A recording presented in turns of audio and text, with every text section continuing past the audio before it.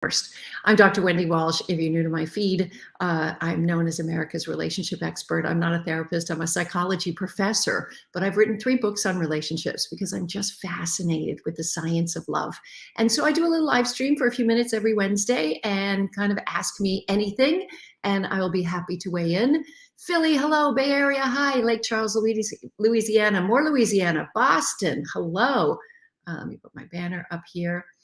If you're watching here on StreamYard and you're joining, you could be on YouTube or Facebook or LinkedIn or other places. Tell me where you're watching from. It's always fun to know where people are watching from. Thank you. Thank you for the compliments. Nice to hear, whoever you are. Let me open the comments so I can see them over here. Australia, hello. It's tomorrow afternoon for you, isn't it? Florida, hello. Tupelo, Mississippi? Tupelo? I don't know that place. I know Mississippi. Torrance, hi, your neighbor. Dallas, Long Island, Chicago, hello. New Orleans, hello. Hi, let me know where you're watching from. I'm starting to see the comments come in on StreamYard as well. San Antonio, hello, welcome. San Francisco, Charlotte, North Carolina, hello, Vancouver. Nice to see you. Wonder if it's raining. Texas, hi. Hi, Elizabeth. I'll see you soon, too. Elizabeth is one of my most dedicated patrons on my patrons and my Patreon. So if part of the reason why I do this live stream for a few minutes every Wednesday is at 6:30, in about half an hour, I'm going to be going over to my private exclusive Zoom room for all my Patreon subscribers. So if you want to come on board, that's the place to read my books, to read articles, to listen to my podcast, to come into Zoom rooms. It's not, therapy or anything. It's just a great brain trust of really smart people who love to talk about the science of love. Okay, question coming in. How do I trust a guy who's so smooth and confident? He's never given me a reason not to trust him. Because your stomach is telling you something, right?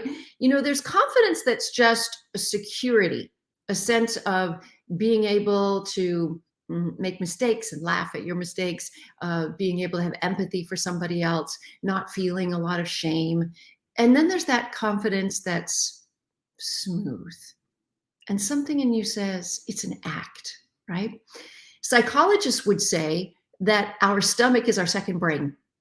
And so I know when I was in therapy, often my therapist would say, what does your gut tell you? What does your stomach tell you? And so that's what's happening with you. You're having cognitive dissonance. Your thinking brain is going, well, he's never said or done anything that's mistrustful, but there's something that's a little too smooth about him. Pay attention to that voice. That's what I would say. All right, if you have any other relationship questions, how do you deal with an incredibly manipulative ex-wife? Many people have very manipulative exes. I always ask myself, and whenever I'm dealing with somebody, is like, what are they gaining from staying in touch with me? Even if it's in touch over conflict, right? So sometimes people with an attachment insecurity, I know somebody who has been divorced for, oh my gosh, I want to say 12, 14 years, and still back and forth, calling the lawyers, in the court, fighting all the time, one payment late, problems, right? And I always say, I think they're staying attached. They have an anxious attachment stuff, but they're staying attached through conflict. So I would just ask yourself, what are they getting out of it? And if they are getting responses from you, and this is basic behavioralism, right? Are you rewarding them with a reaction? I say that for any kind of relationship we're in. I think to myself, don't give them any reaction, anything to go with. Question. Can you trust a promiscuous woman who doesn't have a history of having girlfriends? Can you trust a promiscuous woman who doesn't have a history of having girlfriends? I don't understand the question.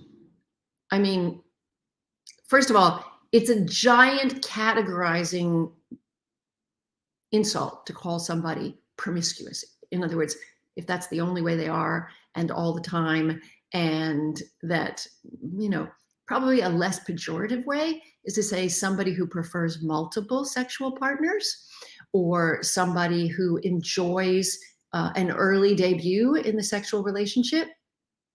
And the question is you said is she having same-sex relationship? All fine. There's no moral thing. The question is, what stage of life is this person at now? If you're looking for monogamy and they're not ready for it, they're not at a stage of life, then you got to talk about that. And if they're not ready, maybe move on, right?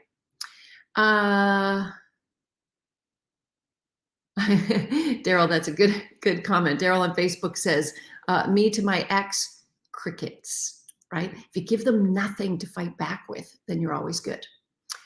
You always have trouble with jealousy, but you don't know why. You know, this is a great example of why someone should enter therapy, right? If you're having a feeling or an emotion, you're not trusting a lot of relationships, a lot of times it can go back to early childhood stuff. And for that, you and a therapist can dig into it, right? You can go through your childhood with a fine-tooth comb and figure out what happened there to make you fearful and mistrusting of relationships. And only then, in my opinion, because the kind of therapy that I was a patient of is psychodynamic therapy, only then can you actually make a big change, because you can go, that belongs there. It doesn't belong here in the present. Any more questions? Okay. Sean's asking me the benefits of prenuptial agreement. You want to know the biggest benefit of a prenuptial agreement? It's a great exercise in learning how to talk about sensitive subjects. It's a great exercise in learning how to negotiate with each other.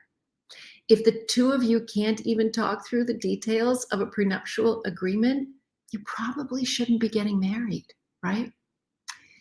Can a long distance relationship really work? We have such a great time when we're together. When I come back home, the spark dies. Well, the problem with long distance relationships is they're just a series of honeymoons. What they miss is the day-to-day ruptures in relationships that happen when you can't give your partner the time or attention that they need because you're busy working, or you say something and it hits them the wrong way and they snap at you. You see, you have the benefit in a long distance relationship of having the time delay, so you can think about what you say, or you're texting and emailing. My personal opinion is that long distance relationships only work when they have an end game. You literally have a date that you're either going to move, one of you is going to move and be in the same city, but this sort of hanging on forever with a series of honeymoons eventually, usually for people, peters out. All right, if you've just tuned in, I'm Dr. Wendy Walsh. I've written 3 books on relationships. I'm not a therapist. I'm a professor of psychology, but I'm a little bit obsessed with the science of love. I read the science every day. I do this live stream for a few minutes every Wednesday before I go over to my exclusive Patreon Zoom room, and I invite you to come over. Just go to patreon.com/Dr. Wendy Walsh and join us. It's $10 a month. We have Zoom rooms. You can get my podcast. You can, what else can you do? You can read articles. There's all kinds of stuff. So anyway, absolutely. Let me go back to these comments over here. I'm also sort of scanning YouTube and Facebook. Any more questions? I'm happy to try to answer it. I don't do any mental health counseling. So if you have mental health issues, that is the time to go see a licensed therapist. Hi, everybody. Let me know where you're watching from then if you don't have a question. I'll stay up for a few more minutes before I head over to my Patreon Zoom room. You want me to dance? No, I'm not going to dance. I just sit and talk. First of all, I just did a Legree Pilates class and my quadriceps are so exhausted right now. I'm not sure that I can stand, let alone dance. Oh, Randall's got a good question over here on, oh, there's Sean's question again. Wait, let me go back to Randall. I want to make sure I get this on Facebook. Randall's question is, can you have a relationship without having any intimacy? Now, what I don't know what you mean here is you mean physical intimacy or emotional intimacy, because people use that term interchangeably.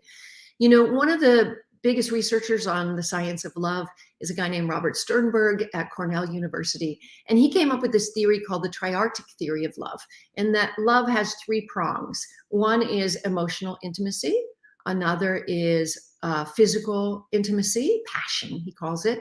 And another is intellectual commitment. That's where you do a cost-benefit analysis. You go, well, they're not perfect, but I'd like to commit to them. I think it could make this work. And what he says is not every relationship has all 3, right? I want to think of an example of a relationship that doesn't have passion or physical intimacy, but might have very close emotional intimacy and a deep commitment. This might be mature companionate love. People who have been married a very long time and for physical reasons may not be able to have passionate sex anymore, but they're not going anywhere. They got grandkids, they're best friends, they're committed. Or maybe two asexual people who get together and have deep romantic love and emotional intimacy, but no sexual attraction. Is it possible, if you were talking about emotional intimacy, to have a relationship without emotional intimacy? Yeah, people do it all the time, and they tend to not last. Or they tend to be people who have an avoidant attachment style and are afraid of emotional intimacy. So they got sex and commitment, but they're not talking about anything tender. It's like, don't bring it up. That's too tender, right? In a situationship, but he doesn't want to label things. Should I ditch him? Depends what you want. If you're happy with the situationship, then stay in it. If you want definition and you want it to move forward, generally relationships go somewhere, then you tell him, hey, if you don't publicly want to have me as your girlfriend, I feel like I'm being used for sex, it's not good for me. Then you have that conversation and you move on. It's all about you want. There's no like rights or wrongs or shoulds, but if your needs aren't being met, then you want to figure out a way to get your needs met. New question over here from Facebook, Chaminda. I have a friend that I like very much. We've gone out several times, but I told her how I feel about her, but she says she's not ready, that I am pushing her. Then listen to her, pay attention. She's not lying. So slow down, bring your attention to somebody else. Just move along. Sean says, I forgot his question. What's his question? There's so many questions. Sean says, what if you're marrying a girl you love, but her family is not as rich as yours? I hope love isn't about money. I mean, a relationship is an exchange of care, and care can take many, many, many forms. It can be emotional care, intellectual care. It can be domestic responsibility care. It can be sexual care. And yeah, it can be financial care, but if that's the main thing that you're considering, no. Somebody on YouTube asked me, if a boyfriend says they're willing to change, like phone calls and seeing more often, but it never happens, what do you do? Well, I just want to say this because I say it over and over, and I'm going to say it again. Don't pay attention to words, pay attention to behavior, and evaluate people based on behavior, because people will say whatever they need to keep you sort of just there. So look at what the behavior is. And if they're not doing what you need to meet your needs, then yeah, maybe you need to move on, is what I say. Okay, one last time, I'm going to give a plug for Patreon because I'm heading over there in a few minutes. You have 15 minutes to sign up. Well, you could do it anytime, but before my next Zoom room. At 6:30, I'll be live on Zoom on my Patreon. It is patreon.com/Dr. Wendy Walsh. Come on over, open your camera. I would like to meet you. It would be wonderful. Patreon.com/Dr. Wendy Walsh. Thanks for being with me. Also, don't forget to listen to my radio show every Sunday on KFI AM 640 Los Angeles. We're live everywhere on the iHeartRadio app. So you just download the iHeartRadio app. You can listen to the show on demand anytime, but we're live on Sundays from 4 to 6 p.m. It's always a pleasure to be here. I love you guys. See you next time. Bye.